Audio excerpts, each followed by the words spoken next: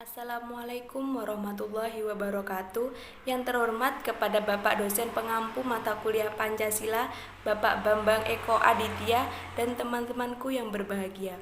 Kami dari kelompok 10 akan mempresentasikan kehidupan beragama di masyarakat Pancasila.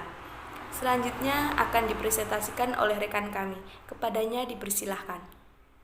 Assalamualaikum warahmatullahi wabarakatuh. Nama saya Sastika Tianto Putri, NIM saya 202101090028. Di sini saya akan mempresentasikan materi saya, yaitu Pancasila dalam kehidupan beragama. 1. Pancasila bersumber dari ilmu Tuhan.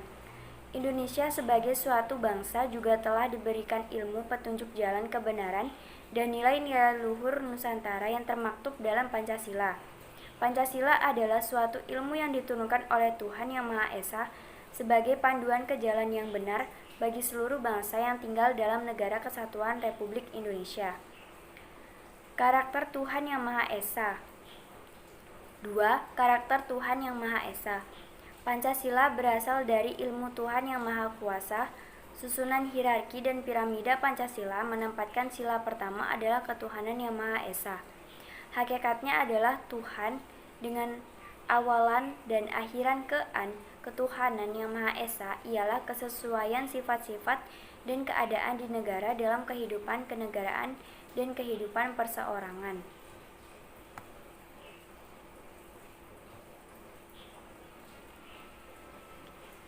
3. Eksistensi Tuhan di bumi Nusantara. Masyarakat Indonesia mengakui eksistensi Tuhan dalam kehidupan berbangsa. Kedaulatan adalah kepunyaan Tuhan Yang Maha Esa, sedang kekuasaan atau authority yang seharusnya kita lakukan adalah suatu amanat yang sewajarnya berada dalam batas-batas kehendak Allah. Demikianlah pembukaan UUD 1945 menyatakan kekuasaan tertinggi Tuhan Yang Maha Esa itu salah satu sila dari Pancasila. Ajaran kedaulatan rakyat dalam batang tubuh UUD 1945 dalam pasal 1 ayat 2, kedaulatan adalah di tangan rakyat.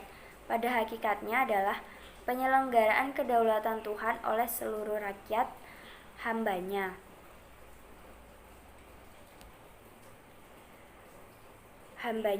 Di mana perintah-perintah dari Tuhan Yang Maha Esa, pelaksanaannya dalam kehidupan bernegara dan bermasyarakat dimusyawarahkan oleh rakyat dengan perantara wakil-wakilnya, sehingga menghasilkan kesadaran hukum dalam bentuk undang-undang. Sistem UUD 1945 mempertemukan ajaran kedaulatan Tuhan, kedaulatan rakyat, kedaulatan hukum bersama-sama, tidak sebagai halnya di beberapa negara lain, di mana masing-masing ajaran itu saling bertentangan satu sama lainnya. Istilah mengabdi sangat berbeda dengan menyembah. Menyembah sifatnya sebatas ritual, tetapi jika mengabdi adalah menjalankan segala perintah dan menjauhi segala larangan dari Tuhan. Tuhan menghendaki seluruh manusia mengabdi hanya kepadanya dan tidak boleh mempersekutukannya. 4. Prinsip ketuhanan Yang Maha Esa mengandung makna bahwa manusia Indonesia harus mengabdi kepada satu Tuhan, yaitu Tuhan Yang Maha Esa, dan mengalahkan ilah-ilah atau tuan-tuan yang lain yang bisa mempersekutukannya. Dalam bahasa formal yang telah disepakati bersama sebagai perjanjian bangsa sama maknanya dengan kalimat tiada Tuhan selain Tuhan Yang Maha Esa. Kelima, sifat dan prinsip penciptaan Tuhan Yang Maha Esa. Tuhan mempunyai sifat dan karakter hukum dalam menciptakan segala ciptaannya. Tuhan mempunyai sifat untuk menunjukkan eksistensinya dalam mengelola alam semesta ini. Sifat ketuhanan ini ada di dalam rekaman-rekaman kitab suci yang memperlihatkan gambarnya. Selain itu, Tuhan mempunyai sifat-sifat. Tuhan Yang Maha Esa dalam mencipta selalu menggunakan hukum atau prinsip penciptaan. Pertama, prinsip manajemen.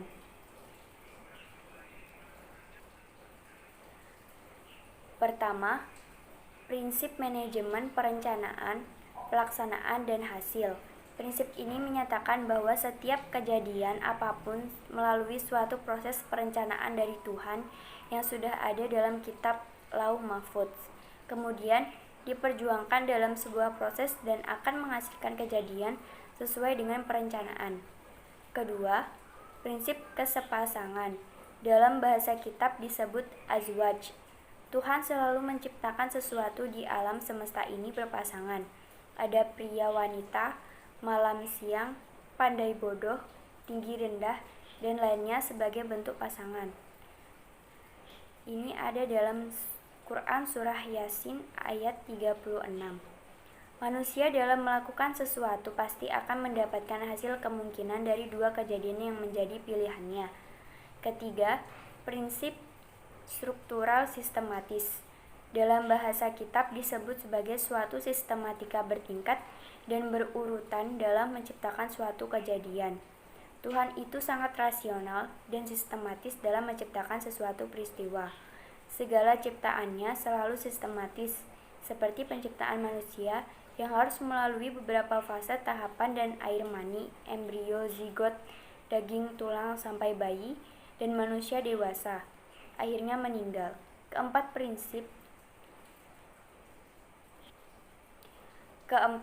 prinsip keseimbangan dalam bahasa kitab disebut mizan. Tuhan selalu menciptakan prinsip keseimbangan dalam setiap kejadian yang terjadi di alam semesta. Semua digerakkan oleh hukum keseimbangan untuk menjaga harmonisasi kehidupan umat manusia. Itulah sifat dan prinsip-prinsip Tuhan dalam mencipta alam semesta ini. Manusia sebagai makhluk ciptaan paling sempurna mempunyai kewajiban untuk mempelajari dan mengaplikasikan prinsip-prinsip hukum tersebut dalam kehidupannya. Sekian presentasi dari saya, akan dilanjutkan oleh teman saya. Wassalamualaikum warahmatullahi wabarakatuh. Assalamualaikum warahmatullahi wabarakatuh. Perkenalkan, nama saya Nimas Dewina Adani Putri dengan nomor NIM 202101090023. Di sini saya akan melanjutkan materi presentasi tentang peran Pancasila di kehidupan beragama. Pancasila dan agama memiliki sebuah kemiripan, yaitu keduanya merupakan pedoman dalam kehidupan. Tetapi kedua pedoman ini jauh berbeda dari sudut pandangnya. Pancasila adalah sumber dari gagasan mengenai wujud masyarakat Indonesia yang menjamin kesentosaan dan memberikan kesejahteraan lahir dan batin. Pancasila dipergunakan sebagai pegangan hidup bangsa, penjelmaan falsafah bangsa, dan pelaksanaan kehidupan sehari-hari. Semua tingkah laku dan tindakan atau perbuatan setiap warga negara Indonesia wajib mengamalkan dan mencerminkan Pancasila.